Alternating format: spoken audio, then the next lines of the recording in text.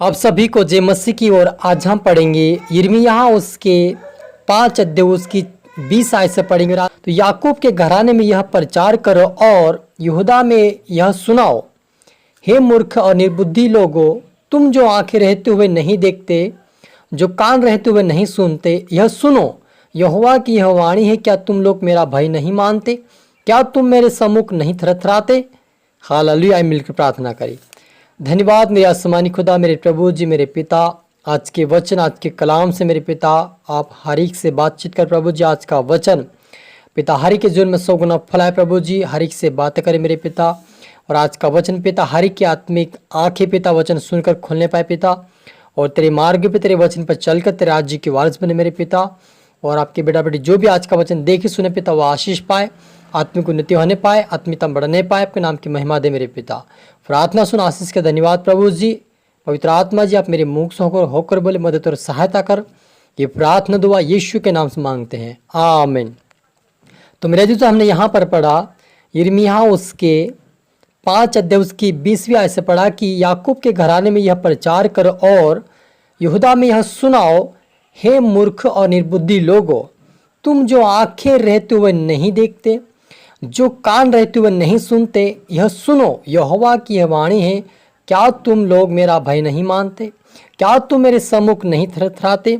मैंने बालू को समुद्र की सीमा ठहरा कर युग युग का ऐसा बांध ठहरा है कि वो उसे पार न कर सके, और चाहे उसकी लहरें भी उठे तो भी वे प्रबल ना हो सके, या जब वे गरजे तो भी उसको ना पार कर सके। पर इस प्रजा का हठीला और बलवा करने वाला मन है, इन्होंने बलवा किया और दूर हो गए हैं।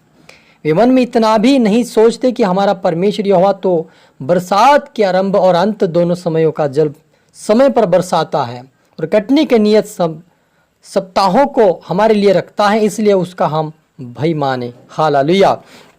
मेरे अजीजों, यहाँ पर यिर्मयाह जो परमेश्वर के वचन से कहता है कि ये लोग क्या करते हैं, आंखें रहते हुए नहीं देख रहे और कान होते हुए नहीं सुनाई दे रहा इनको। मेरे अजीजों, ऐसे लोगों को कहा गया है जो परमेश्वर के वचन को सुनते हैं और उसको नहीं मानते और उसके वचन पर नहीं चलते हैं। आंखों से देखकर भी पढ़ते हैं वचन को, लेकिन सुनकर उसके अनुसार नहीं चलते।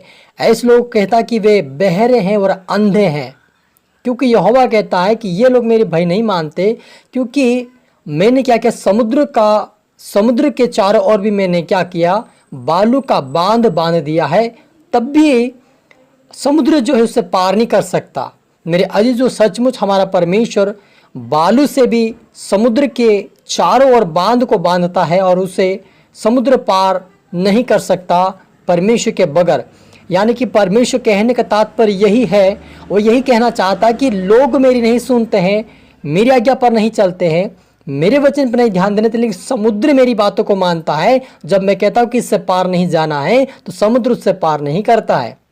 हालेलुया। तो मेरे जो हमारा परमेश्वर यही कहना चाहता है कि मेरी प्रजा हठीला मन कर लिया है और मुझसे बलवा करके दूर चले गए हैं, और ये अपना मन इतना भी नहीं सोचा अपने मन में कि यहोवा समय पर पानी बरसाता है और वे रोकता भी है। हालेलुया। सच में रही जो हमारा परमेश्वर जिस बादलों को कहा कि तुम्हें इस समय पानी बरसाना है तो वह उसी समय बरसाते हैं। जब कहता है समुद्र को परमेश्वर कि तुम्हें यहीं ठहरना है, तुम्हें बाहर नहीं जाना है सीमाओं से, तो वो बाहर नहीं निकलता है। लेकिन आज परमेश्वर के लोग जो है परमेश्वर से विरोध में खड़े हो गए हैं, परमेश्वर से दूर चले गए, उसके सामने परमेश्वर का सामना करते हैं, परमेश्वर के लोगों का सामना करके परमेश्वर की निंदा करते हैं।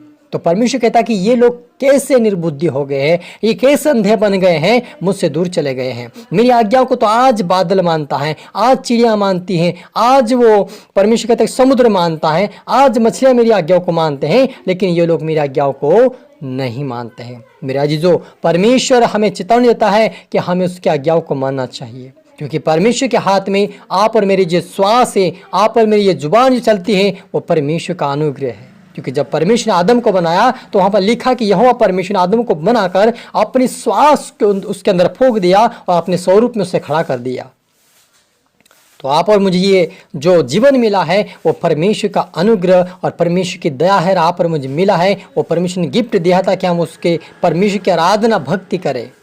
समुद्र आज भी परमेश्वर की मानता है, बादल आज परमेश्वर की मानता है, लेकिन हम उसकी आज्ञा को क्या करते हैं, अनसुना करके चले जाते हैं। इसलिए परमेश्वर कहता है कि मैं इनका क्या करूंगा, बदला लूंगा। हालेलुया। और क्या कहता है, परंतु तुम्हारे अधर्म के कामों ही के कारण वे रुक गए और तुम्हारे पापों ही के कारण तुम्हारी भलाई नहीं होती है। परमेश्वर कहता है कि इसलिए तुम्हारे काम रुक जाते हैं, तुम्हारी जीवन भलाई नहीं होती, क्योंकि तुम क्या करते हैं, मेरी आज्ञा का पालन नहीं करते हैं, मेरे वचन पर नहीं चलते हैं और अपने मुंह से अनाप शनाप बोलते हो। इसलिए तुम्हारी आशीष क्या हो जाती है, रुक जाती है, तुम्हारे काम सफल नहीं होते हैं। तो मेरा जी आप पर मुझे समझना है और परमेश्वर के वचन को उसके ऊपर चलकर उसको मानना है, क्योंकि हम आशीष पाने की योग्य बने परमेश्वर का वचन सुनकर और उसके अनुसार चलकर। हालेलुया। और लिखा कि मेरी प्रजा में दुष्ट लोग पाए जाते हैं जो चिड़मार ताक में रहते हैं, वैसे ही वे भी घात लगाए रहते हैं। वे फंदा लगाकर मनुष्य को अपने वश में कर लेते हैं। जैसे पिंजड़ा चिड़ियों से भरा हो, वैसे ही उनके घर छल से भरे रहते हैं। इसी प्रकार वे मुड़ गए और धनी हो गए, और वे मोटे और चिकने हो गए और बुरे कामों में सीमा को पार कर गए। वे न्याय के विशेष करके अनाथों का न्याय नहीं कर चुकाते। हालेलुया। परमेश्वर कहता है कि जब उनको मैंने बनाया और उनको मैंने अपनी महिमा करने के लिए दी, लेकिन उन्होंने क्या किया, अपने मन में मनमुटाव हो गए और धन संपत्ति मिल गई, तब क्या किया, उन्होंने दूर चले गए मुझसे। और वे अनाथों को भी न्याय नहीं करते, वो अनाथ का भी वो मदद नहीं करते, मुझसे दूर चले गए। मेरा जी जो हमारे परमेश्वर चाहता है कि हम अनाथों का मदद करें, लोगों का मदद करें, परमेश्वर के वचन पे चले, उसकी इच्छा पे चले, ताकि हम उसके राज्य के वारिस बन जाए। परमेश्वर की यही इच्छा है कि हम उसकी आँखें हमें परमेश्वर दिया है, समझ दिया है, ताकि हम परमेश्वर के वचन को देखें, सुने, उसके अनुसार चले और उस स्वर्गीय जीवन को प्राप्त करें। परमेश्वर यही चाहता है। आपसे परमेश्वर कुछ नहीं चाहता है। वो अगर चाहता है तो आपको हाथ बढ़ाकर परमेश्वर नष्ट कर सकता है, लेकिन वो चाहता है कि उसके राज्य के हम वारिस बन जाएं और हमारी आत्मा बचकर परमेश्वर के राज्य में प्रवेश करे। इसलिए परमेश्वर आप पर मुझे मौका दिया मन फिराव के लिए, तो हमें मन फिराकर उसके वचन पर चलकर खुदा की इच्छा को पूरी करे।